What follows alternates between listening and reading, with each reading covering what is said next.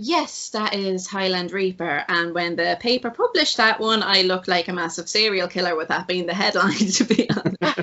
Behind every creative person or small business is a great story waiting to be told. And we are here to tell them. I'm Shane, aspiring author and man behind I-Endeavour. I'm Hannah, semi-abstract artist and woman behind Sarah's Studio. And this is the I-Endeavour podcast. Hi everyone, and welcome to episode 3 of the I-Endeavour podcast. So today we're here with Shauna Richmond, who is a author. And so today we're just going to get to know her a little bit better and kind of what she does and how she kind of is where she is. So I'll pass you over to Shauna now to just give you a bit of a background into where she is. Well, hi, thanks for having me. So I'm obviously Shauna, as you said. So I am an Irish indie author at the moment, and my genre is fantasy. I've got kind of a broad spectrum in that, so I go from anywhere from rom-com to dark fantasy in there, so I kind of cover bits of everything. And obviously, for those that don't know, Shane's trying to get into writing as well, and his Instagram also kind of tries to promote creatives and writers and things. So Shauna, you kind of know Shane from that, and then I kind of saw you on Shane's as well, but I don't really know you. So did you go to college, or did you are you self-taught writer, or did you start off your own back, or how did you get into it? Definitely fully self-taught. Everything I went to college for was the polar opposite of what I'm doing right now, so that was pretty useless, to be honest. What happened with me is, and I've said it in a few interviews because I don't feel like it should be a stigma. Mm-hmm. Back in 2016, I was really bad with my mental health. Mm-hmm. So I had a bit of a breakdown and I had to come out of work. Mm-hmm. At that point, I was working pretty much since I came out of school. So I had all this free time and had nothing to do. So writing just became an outlet. Mm-hmm. Really, for me, I never thought that it'd turn into a book. It was just something to do to keep my mind occupied and to kind of keep me going while I was dealing with that. And one book turned into, it's going on to 4 now, and now that's turned into a prequel series then on top of that. So yeah, that's really cool. Yeah, totally no stigmas with mental health, because I also really suffer with mine. I was in a high pressured job for many years, and then when I fell pregnant with Donica, I was really sick and my anxiety just shot through the roof. So I'm in the same position now too, but just with art, whereas I use art as now my outlet. And yeah, I totally get where you're coming from there. And do you find it really helps with the mental health, the writing, Yeah, definitely, 100%. I'd say I've said it a few times now, and I even done an interview there with the Tala Echo not long ago. That's my hometown's local newspaper.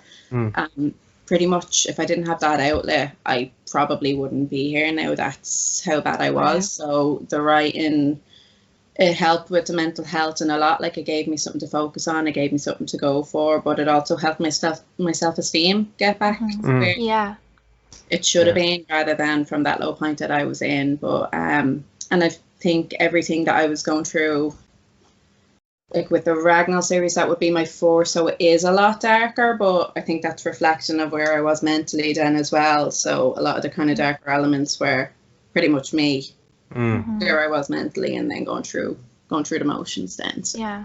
Oh, it's so great that you found an outlet for that. Yeah, I think that's something that's really inspiring for people, that there's a lot of people that are struggling, and especially at the moment as well, and this is a great way to kind of put that kind of creativity to some real use. Everything that's going on at the moment, I think, has just hyper intensified everyone's kind of mental state and everything, and finding a hobby or an outlet or a creative way to express yourself definitely helps.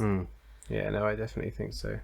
It has huge rewards as well. I mean, obviously people aren't always necessarily writing for any sort of financial gain, just as a way to really put what's going on in your head down and share it's really important. Yeah, I feel that as well. But one thing I've said is to a lot of people who've kind of asked me about is it doesn't necessarily even have to be writing. That, you know, is their outlet, like you said, it's art Yeah. for you. And I know some people it could be dancing, it could be a lot of people I know have taken up jogging then as well, just to kind of knitting. get out with their head. Loads of people Knitting. recently have gotten to knitting.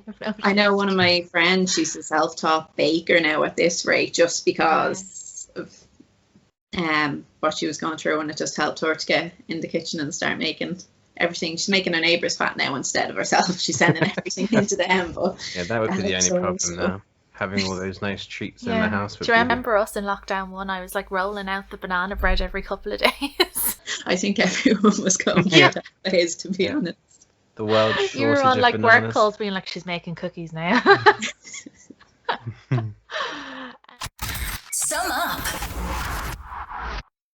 So we've got a little segment that's kind of like, if you could sum up what you do in 5 words, could you do that? I mean, yours is so broad, I don't know, but if you had to sum up what you do in 5 words, what would it be? What do I do in 5 words? I suppose a lot of my work would be, the recent stuff would be more romantic comedy. Again, dark fantasy would be another one. I'd have to put trigger warning in there. I suppose romance, and then I'm stuck. I've got that much in there. It's fine. It's a bit of everything in there. And what was your earliest memory of like wanting to write? I know I've wanted to do it since I was in school, so probably from 12 up.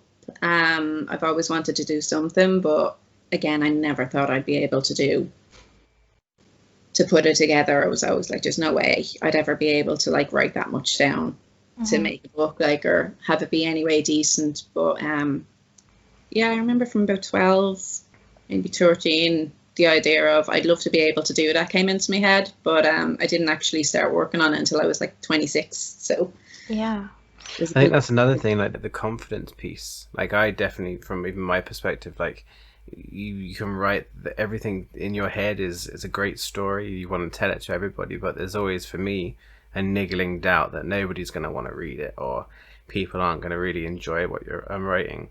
So like, how did you deal with that kind of confidence piece? To be honest, I had no confidence in it at all. But my first book especially, I think the first one's always your worst. That's one that's going to have obviously your anxiety up, and you're just waiting to be shredded pretty much in reviews when it does come out. So when I was working on that, I told no one. Again, it was a confidence thing. I thought I'd be laughed at pretty much for it, like, what are you doing?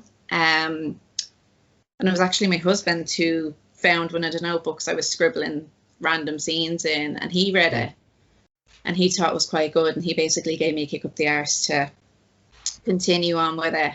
And then one of his friends is a big, complete another bookworm, so he read it for me, and then he kind of then gave me the thing to put it out. But I remember the first time I sent it out, I had an absolute panic attack, and when I started getting letters in then as well, as I refused to look at them. The first letter I got in, I actually hid under the duvet as I wouldn't even check it, so he had to open it for me and tell me that it actually got accepted. But God, that must have been an amazing feeling though. Yeah, it definitely kind of boosted me up. But even now, really, if I know someone's reading the book, automatic panic attack. Even though everyone's been really nice in their reviews and they like it, but straight away, oh crap, like someone's.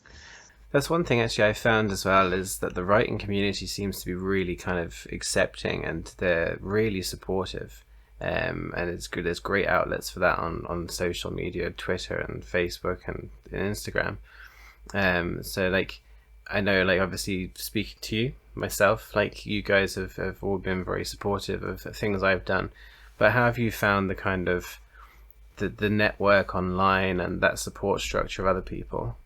Yeah, being honest, and I'm not the only author who's said this, there's been loads. the people you meet online, those either big readers or their authors, they seem to be more supportive of you than family and friends. Even they're the ones who are going out there buying your stuff, they're reading your stuff, they're reviewing it. They're giving you honest feedback if you do need criticisms, and it's coming nicely. It's not just someone who's getting it just to kind of rip you apart or just be a troll. But yeah, they're very, very good now, and I've met some great friends online. I've got a big team of beta readers now as well, and the girls are really reliable. But it's a scary thing now to go out there and to put your work out there. And I think if you get like-minded people who are kind of doing the same thing, they know how hard it is to do it. So they want you to succeed as much as they want it themselves. So they back you up, and they help you out then as much as they can. Have you ever had to deal with trolls? Me personally, not yet, but it's going to come. It's part of the job, you're going to get it eventually. I know one or two girls now who did get them bad, and I've read their work and they're great, so I have no idea where some people are. Just keyboard warriors, aren't they? Yeah. Just commenting just for the sake of being mean more so than anything else. Yeah, I think that comes from a dark place themselves. It's usually a jealousy issue, or they actually love what you've written, but they just don't want to admit it because they wish that they had written that themselves, and instead they use that negatively instead of being positive to people, which is just don't understand it, to be honest. Yeah, I think though in any line of work you do, if it's creative at all, like art, dancing, whatever, once you kind of put yourself out there, you kind of have to accept that that's going to come. Yeah, and it's like art as well. Like, not everyone's going to love your stuff. It's always open to interpretation, or one person's might love like abstract, one person might love realism. So you kind of have to take the roles, with the punches as well. Yeah. And was there actually, going back to your earliest memories of writing and stuff, was there any particular person or anything like that inspired you to get into writing? Probably not a popular answer right now because I know she's being shredded. J.K. Rowling was there. Harry Potter. Woo. Harry Potter. I was a complete and utter Potter fan. So was I. I still have all the original books there as well, but they're what got me into reading, and I think what got me into the fantasy genre in general. But yeah, definitely she would have been one of my main ones when I was younger to go for. And what is it about the fantasy element that you enjoy? Is it being able to like escape realism? Is that something that helps, or?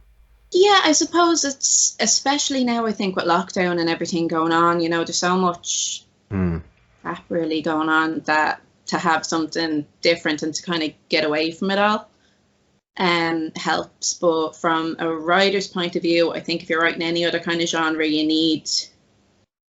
you don't have as much freedom. You need everything to add up. You need it to make sense. Yeah. While with fantasy, like I've added in a foul-mouthed fae who'll bully the rest of the characters just because, and it works. So you can kind of do whatever you want in that genre, as opposed to if you were writing like a thriller or or kind of thing, you needed to add up a lot more. There's more kind of research required and stuff like that. Yeah. So tell us about your most recent book. I know you just published one, didn't you? Like really recently. Really recently. November. Yeah, and I've got another one coming out now in 3 weeks. Oh, very nice. Bitten them out last year. Lockdown done me good. For that, Shattered Steel would be the prequel to my Raghnall series. So this one would be more along the lines of a romantic comedy type than the dark one. So when I wrote the Raghnall series, I basically put on a quick outline of these past heroes and what they were like and everything before all these wars started, and I had an awful lot of reader interest in them, and I kept getting requests then for if I would do a prequel, if I would show what these people were like their story before all this started and how all these wars came to be. So yeah, once I got enough requests in, I started working on it, and then it just kind of rolled out randomly as a romantic comedy. So it's kind of like a rom-com meets The Witcher type thing. So I love rom-coms and The Witcher. Yeah. So right up your street. Yeah. Of all of the characters then that you write about and that you've created over the years, like which one do you think you identify with the most? I'd say Catherine from Shattered Steel, to be honest. Only I'm not half as brave as she is. There's no way I'd jump off a 40-foot battlement if I was being robbed to tackle the person doing it. I just let them go. But she's just very... she's strong. She's more common in a sense. I'm so used to seeing the strong, silent types in these kind of genres, and normally they're from like nobility backgrounds or they're very dignified and refined. So I wanted to go the polar opposite. So she's like the type of girl you'd get in a council estate. She's foul-mouthed. She doesn't care who she insults or who she offends. She'll say it as it is. She's blunt, but she is a good person then at the same stage. But there's very little you can get over on her. And yeah, a lot of people seem to be relating to her more. But I think out of all the characters I've done, she'd probably be the closest to what I'm like. She sounds like a good character. She sounds like a warrior. Do you always have a clear vision for your next book, or does it just happen? Does it just flow out of you? It just kind of comes as it goes. I normally have an idea of either what way I want to start it or what way I want to end it, but I never know what way I'm going to do the full book. And I stopped planning on my second book because I just realised it didn't matter how much I planned or how much work went into it, my characters just didn't want to do it. So there was no point letting them. So I've thrown out about 4, maybe 5 copies of just full to the brim notebooks that never got used. So I'm more of a pantser in that sense. I'll just see where they want to go and I'll just follow them. So a lot of the time when people are asking me what I'm working on or where it's going, half the time I don't know myself. So I'm not being rude answering it as I actually don't know. I feel like that's a nice way to be, though. Allows for sort of creative freedom, and you can take the story in whatever direction. You're not like fixed to, oh, I had this idea last week and I have to now stick to it. And have you ever like started writing or even finished a piece and then decided, no, I'm not going to publish it. I'm just going to put it to one side and I'll come back to it at another stage? I've got one I was going to do before I started this, and I think I've maybe the first chapter done, and I just couldn't make it go. I think the idea that I had was all right for it, but I just couldn't make it work at the time. So it's been shelved now for it'll probably never be written, or it could be. I don't. Oh, you never know now. You never know. Maybe that one day you just suddenly something clicks and that story will take off. What would you do? If you weren't doing what you do now, what do you think you'd be doing instead? Well, probably in jail. Only knows what I'd be doing. I'm not actually sure, to be honest. As before this, I was pretty much a jack of all trades, master of none. I went in to do criminology. I wanted to do forensic profiling, and then I got a bit of a degree in there, which really helped with the darker series with the Raghnall ones when I was creating villains and stuff. So that one was really interesting to do. Then I went on to nursing and I threw my neck out, so that one ended really quickly. And I was working in the pharmacies then, and then I just realised I hated it. So then I became a mum. So there's nothing really... So many different avenues you could go down if you ever change your mind about the writing. Just fall into something randomly, to be honest. That seems to be the way I work. You can write a book now on like a psychotic pharmacist. Or a crime-fighting pharmacist. Crime-fighting pharmacist. You went straight for the psycho. I went psycho. I went straight psycho. Psychotic though. Psychotic works for me really well. There you go. Some sort of crazy doctor who just goes on a rampage. Yeah. What advice would you give to someone starting out writing? I think go with your gut is one thing that I'd always say. Like everything that's really made it big has always been something different. So don't try to make it what everyone else is going for. Like there wasn't any killer clowns before it came out, and then Twilight was the first of that kind, and same with Harry Potter. Yeah. Loads of other series then as well. And I think it's those unique stories that really sell, that really grip people, and I think they're the ones that sell. And if you try to do what everyone else is going to do, you're just going to sound like everyone else, and no one really wants to read the same story Yeah. over and over. So definitely go with your gut. If you have something unique, trust yourself and go with it.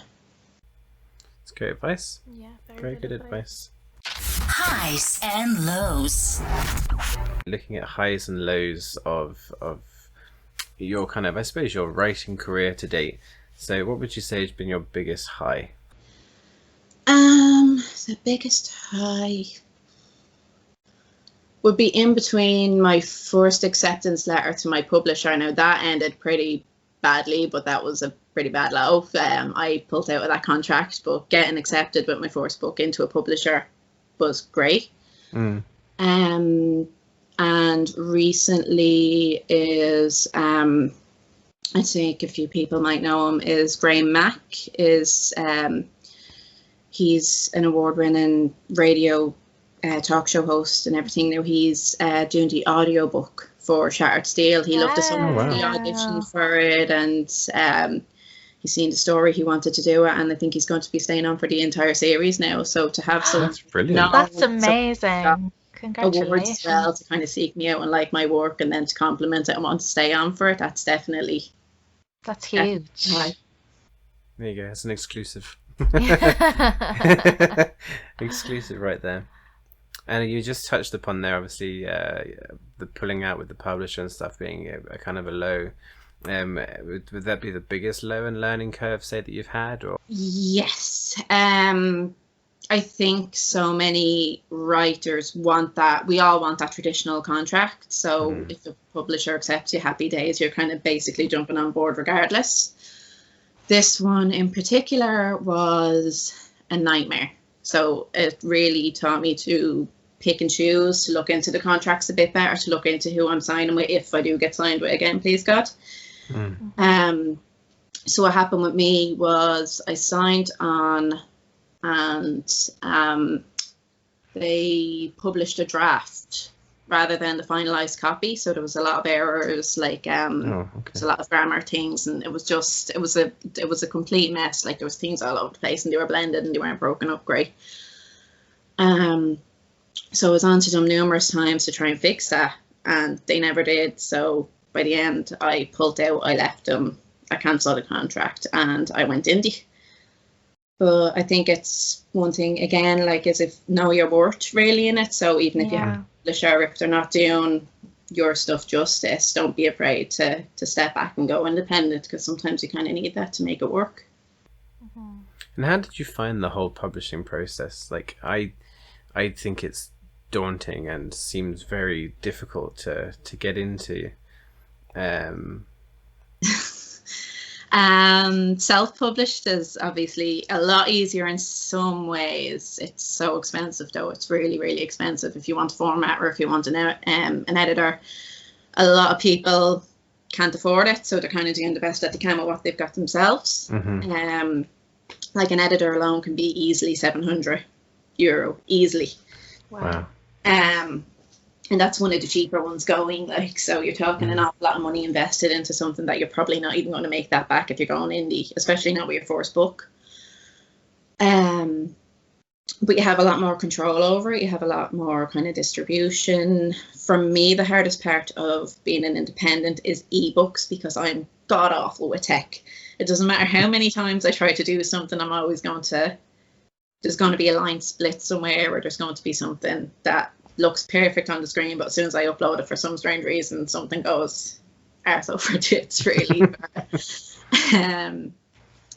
The traditional side, though, it has gone very, very cutthroat, very cutthroat. Like I've lost count of how many agents and how many publishers that I've sent my stuff into, and most, I'd say at least half, won't get back to you. About a quarter of those who do get back to you, it's thanks, no thanks. So you're like, great, thanks for that one. No reason, just like, no, bye. And then others, we're very nice rejections, but still a bit of a kick in the teeth in that sense. Is, I really like your work, but it's just not what we're looking for right now, or I really like your work, but it's not what's popular right now. You're kind of Okay. like, well, what's popular right now is every other book that's going, so Yeah, exactly. it Yeah. doesn't really make a lot of sense that way. Like, and they'll encourage you to send them back other work, but it's kind of like, right, well, you like my work, but you don't. Yeah, it's very confusing. Yeah, mixed messages. It's kind of like if you were to sit here, I remember, it just reminds me of when I first sent my driving test and he told me I was a really good driver and I wouldn't need a pre-test to come back and pass, but he failed me. So I was like, oh, good. So that makes sense. Thanks for that. Like, I'm good enough to pass. You're just not passing me. Thanks. Like, That's so funny. Yeah, it's such a weird way to go about things, isn't it? Like, you're great, but you're just not good enough. thanks. So I suppose the big question is, what have you got coming next? Obviously, you said you have a book out in 3 weeks. Yes, that is Highland Reaper. And when the paper published that one, I looked like a massive serial killer with that being the headline, to be honest. It was like Highland Reaper, my face under it. Oh, that's Going to be getting a couple of random phone calls off cousins, right? Yeah. But it is the second book in the Shattered Steel series. So that is the one that was out there in November. This one is a lot more action-packed. It's a lot more like The Witcher, I suppose, in that sense. There's a lot more sword fighting and a lot more monster attacks in it than there would have been in book one. So I suppose it is as funny for most of it, but some of the reviews I've got has been pretty much there's something in it that my readers aren't too happy about, and I'm getting a lot of angry messages over it from beta readers. But yeah, You know you're doing well Yeah. though if you get like comments like that, because people are invested in what you're writing. oh, I've been called everything under the sun for some of my books, like Oh, from goodness. yeah. So, but then again, as I've even said it to some of the girls, is if you get reactions like that and you're getting like called every name under the sun or threatened, you know you're doing something right, is it not? Because Yeah. you're that invested in your characters. So it's probably the only career I can think of where getting threatened or being called God only knows what is actually a compliment.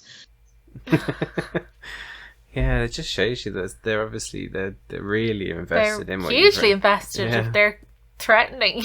written. Yeah, one of them told me that if I was in the room, or she would have punched me in the face when she read a certain thing. So it's like, yeah, Oh thanks. my god, that's awful. It's like, yeah, thumbs up, great, thanks. I just feel like that now. I'm glad I wasn't in the room at the same time, but yeah.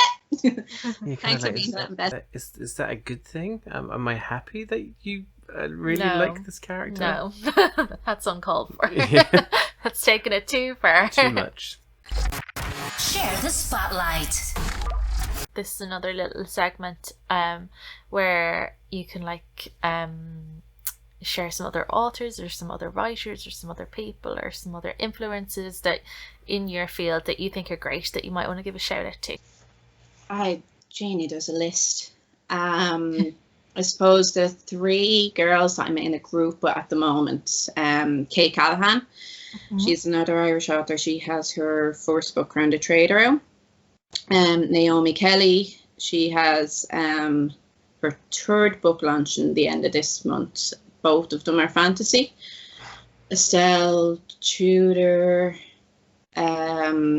she writes like middle grades, but they're really, really good books, even though they're kids' books. Like, I'd keep them up for my son. I think it's her 4th book is coming out soon. She's really spitting them out now. Sky Summers, Bird Nash, Catherine Russell, there's Jason Hine, there's loads. I've got so many. Some of those names you might Yeah. hear on the podcast at a later date, maybe. Give you a bit more on those people at some point in the future. Yeah. Okay, so obviously now we have your next book is coming, and then do you have already ideas for one after that? Oh, I'm 2 working after on 2 at the moment. So You're working on 2, okay. there's one for this one, so I've got 2 of them on the hop as it is. Why work on one when you can work on multiples? Yeah, it's just having to try and split your mind in 2 pieces. I don't. The voices just don't stop. It's part of it. Yeah, I For kind us, of. it's like fine, but for anyone else, it's you're schizophrenic. It just doesn't. Yeah, it's kind of like the medium, isn't it? Like, writing is getting those voices down on paper, but it's acceptable because you're sharing a story. But as you say, if you're in any other kind of situation, it'd be like, what's wrong with this person? You hear voices, you're talking to how many people at once? Yeah, every character lives within your head. You can read a book and watch a movie at the same time, though. Do you know, like you could be reading a book or watching a TV series. Exactly the same thing, isn't it? One story and another story, I think. Makes sense to me anyway, but maybe that's... maybe that's because I'd work on 2 paintings at once. Yeah, I struggle. It's like I see people so often that they're reading, but they're also listening to music. I just no, don't understand. I couldn't do that. That's like people that used to study in school with music, and like I'd just be listening to the music. I'd never be able to do that. I struggle sometimes to focus as it is on reading, and like I find like Audible stuff like that is great if I don't have the time to sit down with an actual book. I can actually kind of listen to the to tell it to you instead. Yeah. I get too invested in them though, because I've started listening to more audiobooks, because I used to be like an avid reader, but since Donica's come along I have no time to actually sit and read, whereas I can have one earphone in while I'm cooking the dinner or something, and I've really started to get into them. But the problem is now that I don't want to do anything else. Like you're constantly like, hello, and I'm like, no, wait About a good bit. About a good bit. Yeah. So your books are going to be on Audible as well, are they? The ones that are coming? I've got one at the moment that just went out, is The Wrath of Raghnall. That is my first ever book, but that's obviously the first one to hit Audible. Andy, who voiced The Wrath, is now doing Revenge, which is book 2. I have another girl, Naomi, who's working on book 3 in that series, and then I have Graham Mack working on Shattered Steel. So there's about 3 hours of those ones done at the moment, so I just have to wait for the final audio. But with any luck, they're all out then by, I think, September at the latest. They'll all be out. But as far as I can tell, I think Shattered Steel will probably be the next finished book. I think the deadline for that is June or July, and I think Revenge is roughly around the same deadline, and then Rain is, I think, August, so it'll probably be September when that's released. Okay. And how have you found the Audible, like not even just Audible, but like the audiobook kind of route? Have you found the process difficult, or? No, it's actually quite easy. I did have bit of bumps in the road when it came to it. It really all depends on your narrator. So you're putting it out there, you're obviously getting auditions in. I had one narrator originally for Shattered Steel. Now most people will message you before they audition to find out if they're not comfortable with profanities, or they're not comfortable with sex scenes or whatever, to find out if it's in there before auditioning. This girl didn't, and she got about 3 hours. She got about as far as Graham is actually now. So yeah, about 3 hours into the book. And then I just got a random message just saying I'm not comfortable with doing these ones, I'm going to have to terminate the contract. So it's like, oh, grand, now I have to look for another. But it kind of worked out better in the end because then I got Graham. Silver linings. Yeah, and I got another girl to do Rain, and she auditioned, she got the part. She was late turning in her first 15 minutes for the deadline. I had to remind her of that on the day. And then 6 months later, I still had no audio at all, nothing recorded. And when I tried to chase her up, she just completely blanked me. So then I had to chase up AXC down to cancel that contract so I could hire someone else then to do the job. So it's like everywhere else, it's hit and miss. It just depends on who you hire, and half the time you don't know until you've already cast them. But everyone else I've got now has been brilliant, and they've been really professional, and they check up on everything. They're really, really easy to work with, so I definitely be picking those guys again. And I know you mentioned as well, obviously, like the self-publishing route being quite expensive to do if you're just starting out. Is it the same for audiobooks? Is it an expensive process, or? It depends on your narrator. For AXC, you can get royalty share, which is you pay nothing towards it. The producer will do all the work, and they'll produce and they'll do all the edits and everything. But when the audiobook is released, you split the profits. Obviously, it's only fair thereafter doing that. Then there's a royalty share plus deal, which is you pay something towards the production. But then you also split some of the royalties down with the producer. It just tends to be a bit less than if you were just doing full on royalty share. Mm-hmm. And then you can do pay by the hour. Now, some of them aren't too bad. You can get anyone from like 20 per finished hour to like 300, 400. So again, it just depends on who you get. I had a couple of people approaching me who really wanted to work on shattered steel, but I literally could not afford them. Even when they were cutting their fees, it was like, you're still like 200 per finished hour, and this is like 12 hours in the book. Oh god, yeah. Isn't that cool though that they wanted to? Yeah. Be grand. So I'd want someone super cool for like 400 quid an hour. I'd like Morgan Freeman or someone like that. You'd want David Tennant. David Tennant. I love David Tennant. Or Michael Sheen. Oh yeah, Tennant would be great. I wonder what his hourly rate would be. Oh my god, loads. Too much. Yeah. Probably more than I'd ever even see in or the book. Idris Elba or someone. Idris Elba would be cool too. Yeah, they would be pretty cool. But yeah, we couldn't afford them. Dream on. I think it's out of the realms of possibility. Yeah. Okay then. It's been great having you on. Yeah. If there's anything else you'd like to shout out about, anything coming up or anybody else, just go for it. If not, then I'm completely blank now at the moment. I'll probably think of something now when I go watch, but at the moment I think I've announced and called out everyone, I think.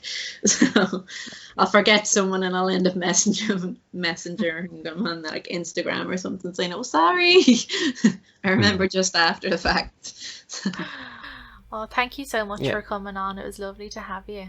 And thank you. Finally speaking face to face. Yeah, no, that's great. And like I said, is even if you need any advice during the writing thing, if I can't help you, I'll point in someone else's direction, and that's pretty much what anyone else's. My DMs are always open, so that's brilliant. Yeah, pretty much drop me a thing and I'll see if I can point you in the right direction of someone. I know a lot of people at this rate, whether it be editors or someone who knows someone who does whatever.